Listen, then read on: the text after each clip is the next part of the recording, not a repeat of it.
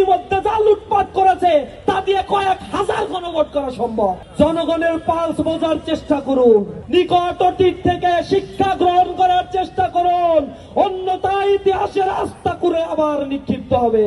একটা রাজনৈতিক দল তাদের প্রধান নেতাদের মধ্য থেকে যখন কথা আসে যে আওয়ামী লীগের বিরুদ্ধে যত মামলা করা হয়েছে ক্ষমতায় গেলে তারা সকল মামলা নাকি উইথড্র করে নেবে, আমরা শঙ্কিত হয়েছি তারা ম্যান্ডেট দিয়ে ক্ষমতায় গেলে জুলাই সনদ তারা আসলেই বাস্তবায়ন করবে কিনা। আমরা শঙ্কিত রয়েছি গণভোটের রায়কে তোয়াক্কা করে আবার কোন ফ্যাসিজম তারা কায়েম করবে কিনা।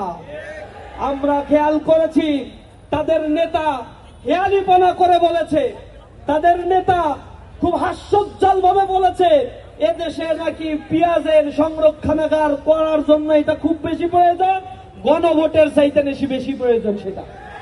তা আমরা তো বলি বাংলাদেশের জাতীয় নির্বাচনে প্রায় ২,৯৯৫ কোটি টাকা বরাদ্দ দেওয়া হয়েছে, তো এই বরাদ্দের কি দরকার আছে?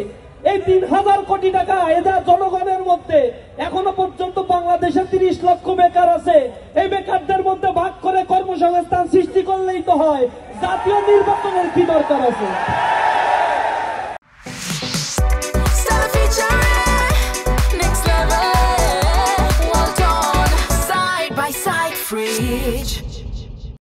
তারা তো ধরেই নিয়েছে তারা জুলাই সনদ মানে না, গণভোট মানে না, স্বাক্ষর করছে, এখন তারা নোট অফ ডিসেন্ট দিয়ে বসে আছে, তারা বাংলাদেশের সংবিধানের গুরুত্বপূর্ণ সংস্কার মানে না, তারা শুধু চায় একটা নির্বাচনের মধ্য দিয়ে ক্ষমতায় যাবে, ইতিমধ্যে যা লুটপাট করেছে তা দিয়ে কয়েক হাজার গণভোট করা সম্ভব।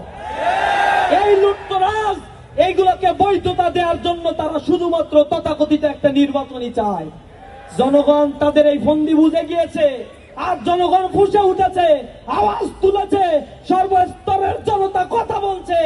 আমার যা মনে হয় কিছুদিন পরে তারাই বলবে বাংলাদেশে ফেব্রুয়ারিতে নির্বাচনের কোনো অবস্থা নাই, আমরা নির্বাচন চাই না।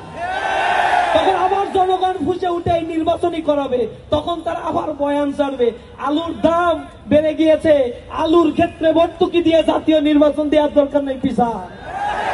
এবং তারা যখন বুঝে নিবে যে তাদের ক্ষমতায় যাওয়ার কোন স্কোপ নাই, সুযোগ নাই, জনগণের ম্যান্ডেটকে তারা আসলেই পছন্দ করে না, তারা চায় যত্রতত্র ক্ষমতা। তারা জনতাকে পছন্দ করলে জুলাই আন্দোলনে যারা শহীদ হয়েছে তাদের স্বীকৃতি দেয়া, আহতদের স্বীকৃতি দেওয়ার জন্য জুলাই সনদের ভিত্তি এই বাংলাদেশে আরো 1 বছর আগে দরকার ছিল।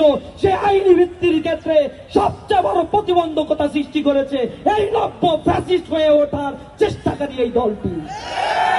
আমরা তীব্র নিন্দা প্রতিবাদ জানিয়ে বলতে চাই, জনগণের পালস বোঝার চেষ্টা করুন, এখনো সময় আছে, বোঝার চেষ্টা করুন, নিকট অতীত থেকে শিক্ষা গ্রহণ করার চেষ্টা করুন, অন্যথায় ইতিহাসের আস্থা করে আবার নিক্ষিপ্ত হবে। জনগণ জেগে উঠেছে, বাতাস বৈরী বইছে, আমাদেরকে তৈরি থাকতে হবে, একটা ডাকে আবার রাস্তায় নামতে হবে, তুমুল ঘামতে হবে, জেগে উঠতে হবে, মাতৃকাকে আবার নতুন ভাবে সাজাতে হবে।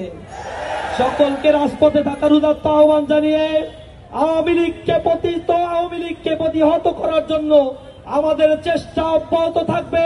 রাজপথে থেকে আমরা লড়াই করবো ইনশাআল্লাহ।